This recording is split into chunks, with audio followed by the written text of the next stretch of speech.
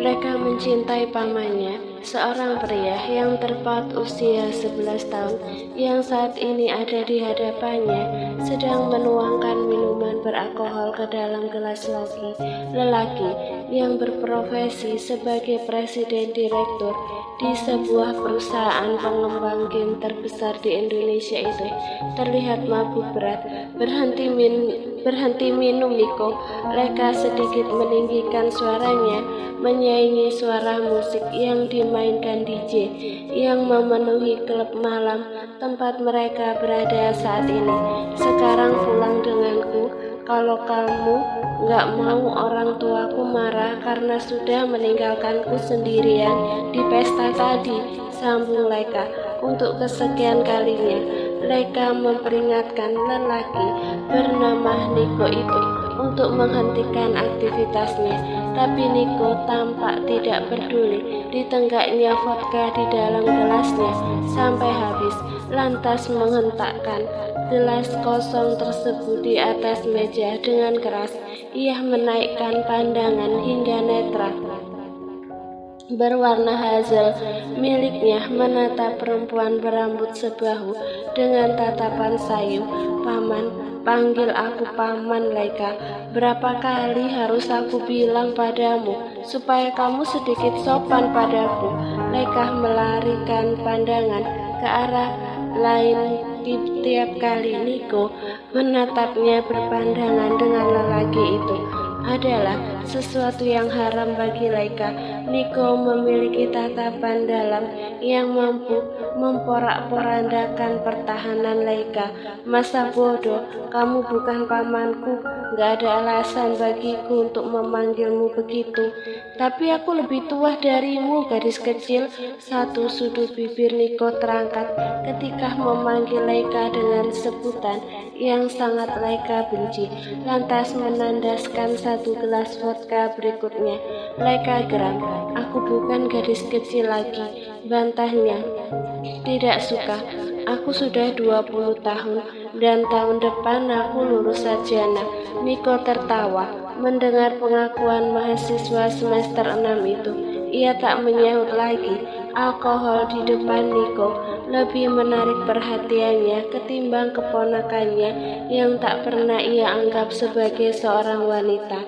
Yang Niko inginkan saat ini adalah menghabiskan beberapa botol vodka lagi, bila perlu sampai ia tidak mengingat fakta menyakitkan yang baru didengarnya beberapa saat yang lalu. Sebuah fakta, kekasih yang sudah menjalin hubungan dengannya selama 3 tahun ternyata selingkuh dengan sahabatnya sendiri.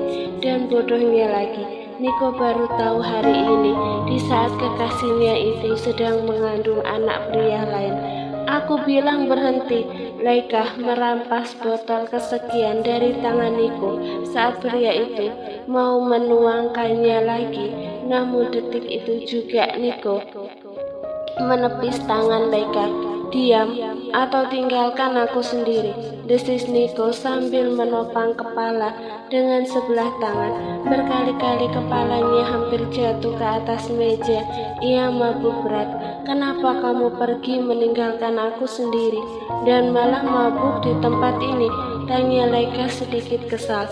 Pertanyaan yang ingin Leka tanyakan sejak tadi akhirnya terlontar juga dari bibirnya yang dipoles lipstik merah muda samar-samar. Malam ini Niko mewakili orang tua Leka yang tidak bisa hadir dalam acara open house universitas tempat perempuan itu kuliah. Baru 30 menit acara itu berlangsung, Niko tiba-tiba pergi tanpa pamit pada Leka setelah mendapat telepon. Entah dari siapa panggilan itu, Leka tidak tahu. Usai MC menutup acara open house tersebut, Leka segera menyusul Niko ke klub ini. Saat menghubungi Niko lewat panggilan telepon, Leka mendapati lelaki itu sepertinya sedang mabuk. Hingga akhirnya Leka memutuskan untuk menyusul pamannya itu dan menyeretnya pulang. Tapi nyatanya Niko sangat susah dihentikan. Kamu bilang kamu sudah dewasa. Dari sudut mata, Laika melihat lelaki itu sepertinya sedang menatapnya intens. Benar, aku sudah dewasa dan seharusnya kamu menganggapku sebagai seorang wanita, bukan anak kecil lagi. Kalau begitu, bercintalah denganku. Apa? Laika tergagap. Matanya membeliak dan terpaksa ia menatap Niko dengan pandangan mereka bertabrakan. Saat itu juga hati Laika berdesir-desir, sesuatu yang seringkali ia rasakan setiap berpandangan dengan Niko kini kembali menghinggapi dirinya. Jangan ngomong yang aneh-aneh. Kamu mabuk, Niko, desis Laika, berusaha bersikap senormal mungkin. Harusnya Laika tak terpengaruh dengan ucapan Niko yang melantur akibat mabuk berat, tapi hatinya berkata lain. Kakinya bahkan gemetaran karena mata Hazel itu terus menghunuskan tatapan yang sulit sekali Laika artikan. Kenapa? Tanya Niko Parau. Kamu nggak mau? Bukankah kamu nggak pernah menganggapku sebagai paman? Bukankah nggak ada hubungan darah sama sekali di antara kita? Benar, mereka tidak ada hubungan darah karena Niko hanyalah cucu dari teman kakeknya Laika saat berperang dulu. Orang tua Niko meninggal ketika pria itu berusia 18 tahun dan sejak saat itu kakek Laika selalu memperlakukan Niko seperti anaknya sendiri. Lebih tepatnya, Niko adalah paman angkat Laika. Kalau kamu nggak mau berhenti minum nggak apa-apa. Laika berdiri dan memutuskan akan pulang sendiri. Semakin lama ia berada di depan Niko, Laika semakin takut perasaan cintanya pada lelaki itu tidak terkontrol lagi. Jangan salahkan aku kalau mama sama papa memarahimu besok. Niko mengangkat bahu, sementara tatapan sayunya tertuju pada tubuh Laika yang berdiri di hadapannya dengan mini dress of shoulder yang semakin mengundang keinginan Niko. Kepalanya saat ini diisi pikiran liar akibat pengaruh alkohol. Jangan pergi. Dalam sekejap Niko menahan pergelangan tangan Laika saat gadis itu akan melangkah pergi. Terpaksa Laika menoleh pada Niko. Ada apa lagi? Bukannya tadi kamu nyuruh aku pergi? Bukannya menjawab lelaki yang kesadarannya hampir menipis itu malah menarik Laika hingga terjebak di atas yang bersandar di punggung sofa. Pekikan kaget terdengar sesaat dari mulut Laika. Mendapat serangan tiba-tiba itu, Laika sontak membelalakkan mata. Nafasnya tertahan di kerongkongan dan jantungnya pun berdentam-dentam. Laika yakin Niko pasti merasakan detak jantungnya karena mereka saling. Kamu cantik malam ini, bisik Niko Parau. Tangannya membelai pipi Laika hingga membuat gadis itu merinding. Laika terbuai. Perasaan yang ia pendam selama bertahun-tahun dalam sekejap kini mencuat ke permukaan tanpa bisa Laika bendung lagi. Tidak ada yang tahu bahwa Laika mencintai Niko selain dirinya dan Tuhan. Niko selalu bersikap dingin padanya saat Laika berusaha 10 tahun dan berusia 10 tahun dan Niko 21 tahun. Hubungan mereka sangat dekat. Niko selalu jadi pelindung Laika, selalu antar jemput Laika sekolah, hampir setiap hari menggunakan motor kesayangan Niko. Bahkan Laika adalah prioritas utama Niko saat ini. Namun semuanya berubah ketika Laika berusaha 15 tahun. Niko berubah 180 derajat, dingin dan tidak berperasaan saat lelaki itu perlahan menjauh. Saat itulah Laika merasa kehilangan Niko dari hidupnya. Lelaki itu berubah jadi pria dewasa dengan sejuta pesona yang diidamkan banyak wanita.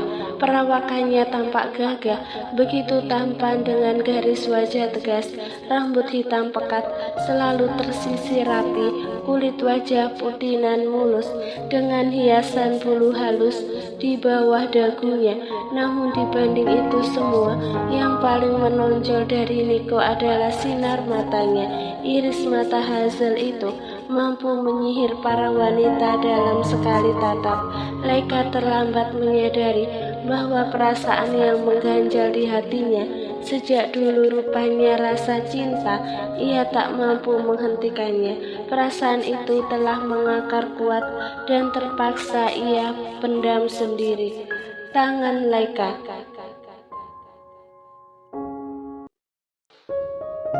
memukul-mukul pelan dada Niko saat lelaki itu mendaratkan. Laika terkejut, ia tak tahu apa yang ada di pikiran Niko saat ini. Namun satu hal yang pasti, ciuman pertamanya direnggut oleh paman angkatnya sendiri. Niko, lepaskan aku. Laika terbatas saat Niko melepaskan untuk mengambil nafas. Niko tak menghiraukan, ia kembali dengan penuh tuntutan. Pukulan keras di dada Niko perlahan berubah menjadi seringan kapas, lalu benar-benar berhenti saat Laika mulai terhanyut dalam permainan Niko, hingga Laika baru sadar bahwa saat ini ia dan Niko sudah berada di sebuah ruangan kamar yang luas dan mewah. Aku sangat menginginkanmu malam ini, bisik Niko ketika ia sudah memenjarakan Laika di atas hamparan ranjang yang luas. Maka lakukanlah, jawab Laika. Ia tidak bisa berpikir jernih. Seluruh isi hatinya dipenuhi akan rasa cintanya pada pamannya itu yang sudah terpendam sejak lama, berada sedekat ini dengan Niko, serta tangan membuat Laika tak bisa berkutik. She wants him badly. Sehingga Laika memutuskan untuk menjatuhkan diri pada lelaki itu. Harusnya Laika sadar bahwa saat ini Niko sedang mabuk berat, tapi ia tak bisa menolak. Laika yang sadar sepenuhnya tanpa pengaruh alkohol tahu betul bahwa apa yang mereka lakukan ini adalah kesalahan besar. Tapi sekali lagi, gadis polos itu tak bisa membohongi dirinya.